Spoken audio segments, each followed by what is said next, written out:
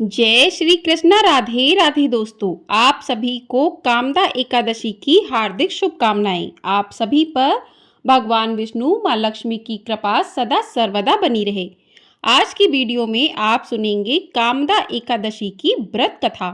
आज चैत्र मास के शुक्ल पक्ष की एकादशी तिथि है और इस एकादशी को कामदा एकादशी के नाम से जाना जाता है। कुछ स्थानों पर इसे कामदा ग्यारस भी कहते हैं।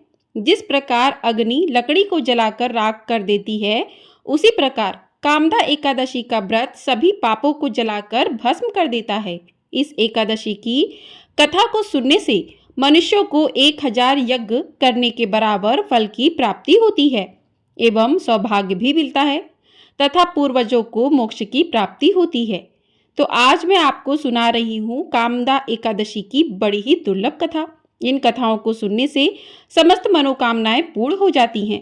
तो आइए भगवान श्री लक्ष्मी नारायण जी के चरणों का ध्यान करते हुए इस कथा को सुनते हैं। तो आप सभी लोग बड़ी ही श्रद्धा और प्रसन्नचित मन से इन कथाओं को पूरा अवश्य सुनिएगा। आइए कथा को सुनते हैं। भगवान श्री कृष्ण जी के प्रिय सखा अर्जुन ने कहा कि हे कमल नयन, मैं आपको कोटि कोटि नमन करता हूँ। हे जगदीश्वर, मैं आपसे प्रार्थना करता हूँ कि आप कृपा कर चैत्र मास के शुक्ल पक्ष की एकादशी की कथा का भी वर्णन सुनाइए। इस एकादशी का क्या नाम है तथा इस व्रत को करने से किस फल की प्राप्ति होती है। तब भगवान श्री कृष्ण जी ने कहा, हे अर्जुन, एक बार यही प्रश्न राजा दिलीप ने गुरु वशिष्ठ जी से किया था। अब मैं तुम्हें इस एकादशी की कथा को सुनाता हूँ, ध्यान पूर्वक श्रवण करो। प्राचीन समय में बागीपुर नाम का एक नगर था, जिस पर पुंडरीक नाम का राजा राज्य करता था। राजा पुंडरीक अनेक ऐश्वर्यों से युक्त था। उसके राज्य में अनेक अप्सराएं, गंधर्व, किन्नर आदि वास करते थे। उसी नगर में ललित एवं ललिता नाम के गायन विद्या में पारंगत गंधर्व स्त्री पुरुष अति संपन्न घर में निवास करते हुए विहार किया करते थे। उन दोनों में इतना प्रेम था कि वे अलग हो जाने की कल्पना मात्र से ही व्यतीत हो उठते थे। एक बार राजा पुंडरीक गंधर्वों सहित सभा में विराजमान थे। वहां गंधर्वों के साथ ललित भी गायन कर रहा था। उस समय उसकी प्रियतमा ललिता वहां उपस्थित नहीं थी। गायन करते करते अचानक उसे ललिता का स्मरण हो उठा, जिसके कारण वह अशुद्ध गायन करने लगा। नागराज करकोटक ने राजा पुंडरीक से उसकी शिकायत की। इस पर राजा को भयंकर क्रोध आया और उन्होंने क्रोधवश ललित को श्राप देते हुए कहा, अरे नीच, तू मेरे सम्मुख गायन करते हुए भी अपनी स्त्री का स्मरण कर रहा है। इससे तू नरवक्षी दैत्य बनकर अपने कर्म का फल भोग। ललित गंधर्व उसी समय राजा पुंडरीक के श्राप से एक भयंकर दैत्य में परिवर्तित हो गया। उसका मुख विकराल हो गया। उसके नेत्र सूर्य और चंद्र के समान प्रदीप्त होने लगे। मुंह से आग की भयंकर ज्वाला निकलने लगी। उसकी नाक पर्वत की कंदरा के समान विशाल हो गई और गर्दन पहाड़ के समान दिखाई देने लगी। उसकी भुजाएं 2-2 योजन लंबी हो गईं। इस प्रकार उसका शरीर 8 योजन का हो गया। इस तरह राक्षस बन जाने पर वह अनेक दुख भोगने लगा। अपने प्रियतम ललित का ऐसा हाल होने पर ललिता दुख से व्यतीत हो उठी। वह अपने पति के उद्धार के लिए विचार करने लगी कि मैं कहाँ जाऊं और क्या करूं, किस जतन से अपने पति को इस नरक तुल्य कष्ट से मुक्त कराऊं। राक्षस बना ललित घोर वनों में रहते हुए अनेक प्रकार के पाप करने लगा। उसकी स्त्री ललिता भी उसके पीछे पीछे जाती और उसकी स्थिति को देखकर विलाप करने लगती। एक बार वह अपने पति के पीछे पीछे चलते हुए विंध्याचल पर्वत पर पहुंच गई। उस स्थान पर उसने श्रृंगी मुनि का आश्रम देखा। वह शीघ्रता से उस आश्रम में गई और मुनि के समक्ष पहुंचकर दंडवत प्रणाम कर विनीत भाव से प्रार्थना करते हुए बोली कि हे महर्षि, मैं वीर धनवा नामक गंधर्व की पुत्री ललिता हूँ। मेरा पति राजा पुंडरीक के श्राप से एक भयंकर दैत्य बन गया है। उससे मुझे अपार दुख हो रहा है। अपने पति के कष्ट के कारण मैं बहुत दुखी हूँ। हे मुनि श्रेष्ठ, कृपा करके आप मुझे राक्षस योनि से मुक्ति का कोई उत्तम उपाय बताइए। समस्त वृतांत सुनकर मुनि श्रृंगी ने कहा, पुत्री, चैत्र मास के शुक्ल पक्ष की एकादशी का नाम कामदा एकादशी है। उसका व्रत करने से सभी मनोरथ शीघ्र ही पूर्ण हो जाते हैं। यदि तू उसके व्रत का फल अपने पति को देगी तो वह सहज ही राक्षस योनि से मुक्त हो जाएगा एवं राजा का श्राप शांत हो जाएगा। ऋषि के कहे अनुसार ललिता ने श्रद्धापूर्वक व्रत किया और द्वादशी के दिन ब्राह्मणों के समक्ष अपने व्रत का फल अपने पति को दे दिया और ईश्वर से प्रार्थना करने लगी, हे प्रभु, मैंने जो यह उपवास किया है उसका फल मेरे पति देव को मिले, जिससे उनकी राक्षस योनि से शीघ्र ही मुक्ति हो जाए। एकादशी का फल देते ही उसका पति राक्षस योनि से मुक्त हो गया और अपने दिव्य स्वरूप को प्राप्त हुआ। वह अनेक सुंदर वस्त्रों तथा आभूषणों से अलंकृत होकर पहले की भांति ललिता के साथ विहार करने लगा। कामदा एकादशी के प्रभाव से वह पहले की तरह सुंदर हो गया तथा मृत्यु के पश्चात दोनों पुष्पक विमान पर बैठकर विष्णु लोक को चले गए।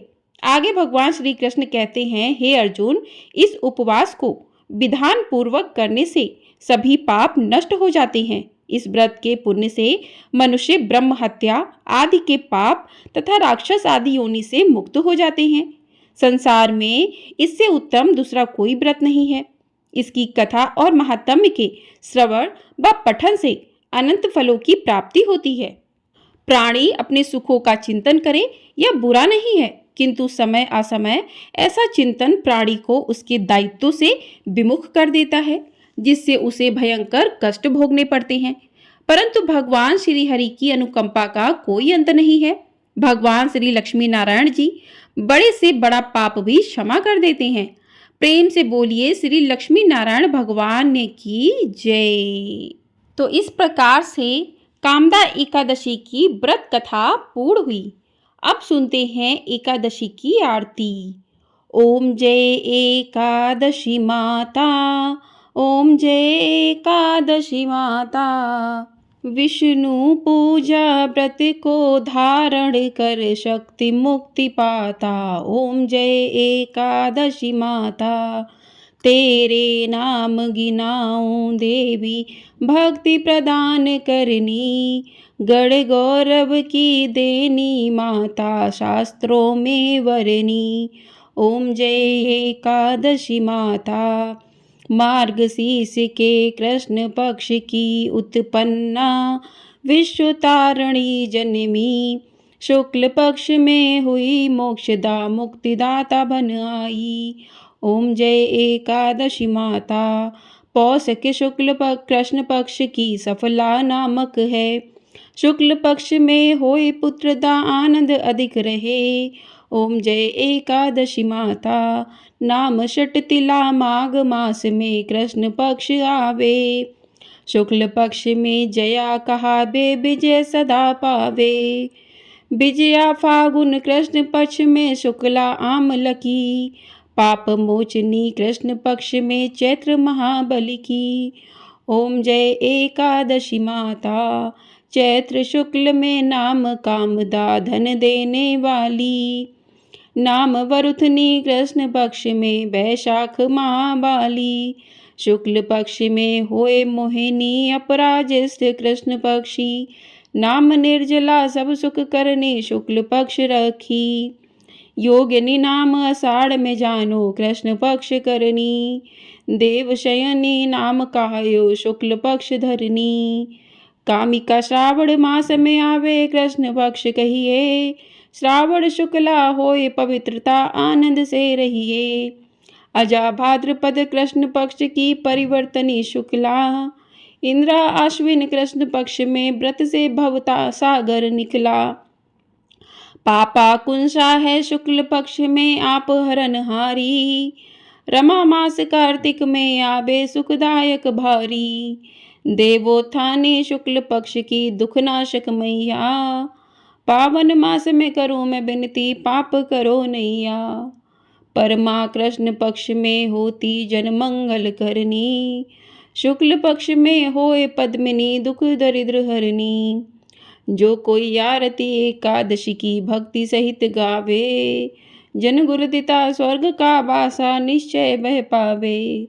ओम जय एकादशी माता, ओम जय एकादशी माता, विष्णु पूजा व्रत को धारण कर शक्ति मुक्ति पाता। ओम जय एकादशी माता। प्रेम से बोलिए एकादशी माता की जय। प्रेम से बोलिए भगवान श्री नारायण की जय। तो इस प्रकार से कामदा एकादशी की कथा और आरती पूर्ण हुई। आपको वीडियो पसंद आई हो, वीडियो को लाइक कर दीजिएगा। चैनल पर नए हैं तो चैनल को सब्सक्राइब कर लीजिएगा। आपको हमारे चैनल पर प्रदोष व्रत की कथा, साथ ही चैत की पूर्णिमा कब है, संपूर्ण जानकारी दी जाएगी। तो चैनल पर नए हैं तो चैनल को सब्सक्राइब कर लीजिएगा, जिससे आपको समय से सभी वीडियो प्राप्त हो सके। प्रेम से बोलिए एकादशी माता की जय। प्रेम से बोलिए भगवान विष्णु की जय।